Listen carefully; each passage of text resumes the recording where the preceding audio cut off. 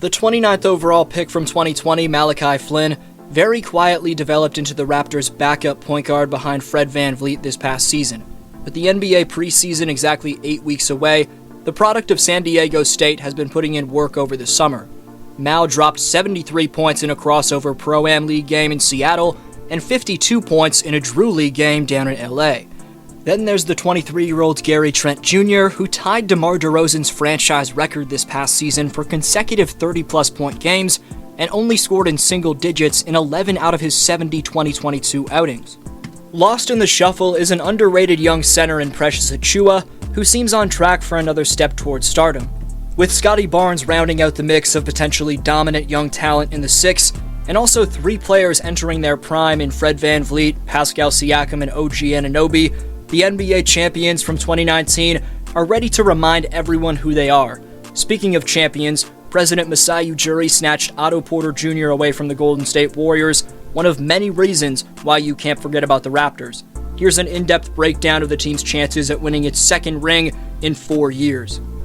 Before continuing, according to YouTube's analytics, only 14.8% of you watching right now are subscribed, so press the box and turn on notifications if you haven't already. Also leave a like on this video, it takes a few seconds and makes a massive difference. Make sure you're following me on Instagram at DFlowHoops. Now into the content.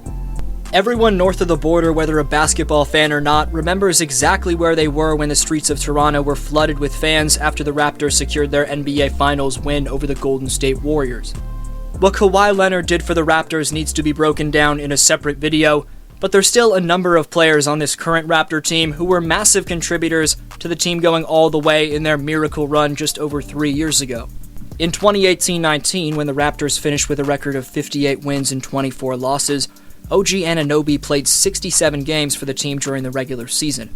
Unfortunately, Anunoby had an emergency appendectomy and was forced to miss the entire playoffs. Nonetheless, Anunoby proved himself as one of the better perimeter defenders in the world during that championship-winning season, and playoff matchups against the Philadelphia 76ers and Milwaukee Bucks definitely wouldn't have been as stressful as they were if Anunoby would have been healthy. Meanwhile, in those 2019 playoffs, Pascal Siakam averaged 19 points per game over 24 outings, the second highest scoring mark, only behind the fun guy. And what would you like people to know about you? I'm a fun guy. Obviously, I love the game of basketball. I don't even know where you're sitting at. Since then, Pascal, along with Fred VanVleet, have morphed from crucial supporting cast members into main options, as both Spicy P and Steady Freddy have since become first-time All-Stars. It was VanVleet who helped close out the Warriors in Game 6 of the 2019 Finals, as he had the same point total as Kawhi Leonard in that game, which was 22, and he combined with his fellow Toronto Raptor to this day, Pascal Siakam, to score 48 points on the very biggest stage of them all. The season after Kawhi Leonard went back home to play for the Clippers, the Raptors still had Kyle Lowry, Serge Ibaka, Marc Gasol, and Norman Powell at the top of their games, which gave them their second straight number 2 seed in the Eastern Conference, as Toronto finished with 53 wins and 17 losses in the 2019 campaign. The playoffs were a different story than the year prior, however, as in the bubble, the team lost a hard-fought 7-game second-round series against the Boston Celtics. That Game 7 against Boston went down to the final possessions, but it was evident Toronto was starting to lose some of its danger in the post-Kawhi era after an earlier-than-expected playoff exit. The next season, in 2020-21, the Raptors were forced to play in Tampa Bay for their home games because of a pandemic, but it was also a year where the Raptors front office realized they had to transition from one era to the next. Serge Ibaka signed with the Clippers and Marc Gasol signed with the Lakers, which gave the Raptors limited options at center.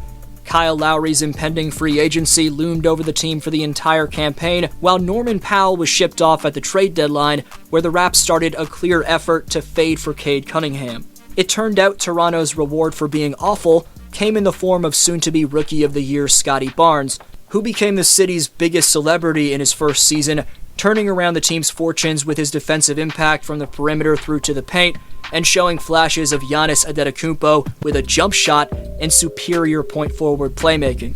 All that pizzazz and marketability on and off the court led the superstar in the making to grace the cover of Slam magazine, signifying his status as big time.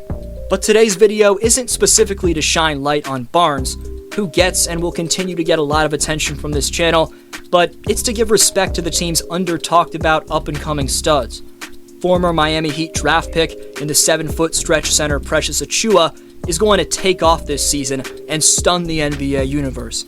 I'm not the only one who's predicting this, as when previewing the upcoming season, Nick Nurse said, quote, "Precious is really going to take a step up." Achiuwa massively improved the Raptors' size up front, and also flashed potential as a long-range shooter who can stretch out the defense. Precious knocked down 56 triples at a 35.9% clip this past season. Look for him to take a massive jump, as I said. But maybe most exciting if you're a Raptor fan is the progression this summer of Malachi Flynn. While he struggled to gain the trust in Nick Nurse's system, Flynn's always been a stable facilitator and extra ball handler in his 3 career years in the North. The Drew League and Jamal Crawford's Pro-Am League, of course, feature much worse competition than the NBA, but after LeBron James and DeMar DeRozan combined for 72 points between the two of them in the Drew, it was pretty insane to hear that Malachi dropped 1 more point than that by himself in Seattle.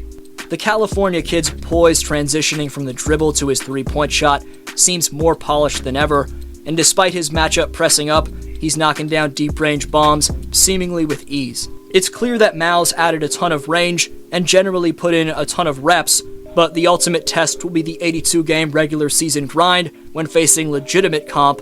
It was a rocky first couple years in the league for him, but we've seen legends like Chauncey Billups and Toronto's very own Kyle Lowry be late bloomers in their pro careers. Malachi has a fairly similar playing style in terms of his pass-first and shot-creating nature. I actually think Flynn's a solid vocal leader as well, but I expect a breakout campaign from Malachi in year 3. Can't wait to see how he shuts up the casual fans who think he shouldn't be on the team. Other than in the intro of this video, we haven't talked about the most underrated player across the NBA in GTJ Gary Trent Jr., who's making the Portland Trailblazers organization utterly regret trading him. Gary was the quietest 18-point-per-game scorer in the NBA, and his ability to manufacture buckets when working off the bounce is crucial for a Raptor team that needs as much shot creation as it can get. Which Raptor young player are you most excited to see in 2023 other than Scottie Barnes? Best answer down below in the comments earns next video shoutout. 2 shoutouts next video for my prior upload and this one.